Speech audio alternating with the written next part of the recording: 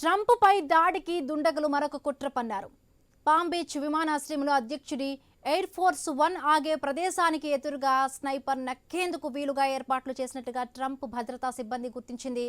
దుండగులు ఓ చెట్టుకు నిచ్చెన అమర్చి స్నైపర్ ఎదురు చూసేలా గూడు నిర్మాణం చేపట్టినట్లు అధికారులు పేర్కొన్నారు.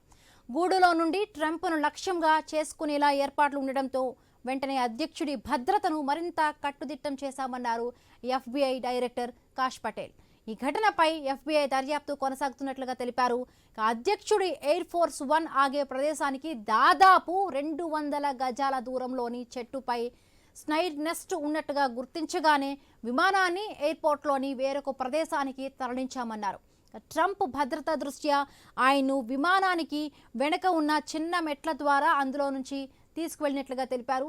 అవి చిన్నగా ఉండటం వల్ల దుండగులు దూరం నుంచి లక్ష్యం చేసుకునే అవకాశం ఉండదు. అధ్యక్షుడి భద్రతకు ముప్పు ఉన్న సమయాల్లో వెంటనే తప్పించుకునేందుకు వీలుగా ఈ మెట్ల దారిని ఉపయోగిస్తూ ఉంటున్నామని వెల్లడించారు. ఘటనా స్థలంలో ఎలాంటి పేలుడు పదార్థాలు అనుమానితులు కనిపించకపోవడంతో దుండగుల కోసం గాలింపు చర్యలు చేపట్టినట్టుగా తెలిపారు.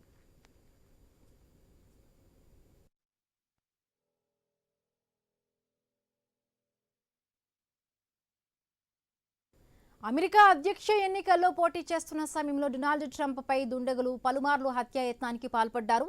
గత జూలైలో ట్రంప్ పెన్సిల్వేనియాలోని బట్లర్లో ప్రచార సభ నిర్వహించారు. ఆ సమయంలో థామస్ మాథ్యూ క్రూక్స్ అనే యువకుడు ఆయనపై కాల్పులు జరిపాడు. ఆ కాల్పుల్లో ట్రంప్ కుడి చెవి పైభాగం నుంచి ఓ తూట దూసుకువెళ్లింది.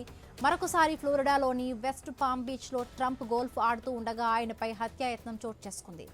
ఫెన్సింగ్ నుంచి నిందితుడు తుపాకీతో రావడాన్ని గమనించి భద్రతా బలగాలు కాల్పులు జరిపారు. ఆ వెంటనే నిందితుడిని అదుపులోకి తీసుకున్నారు.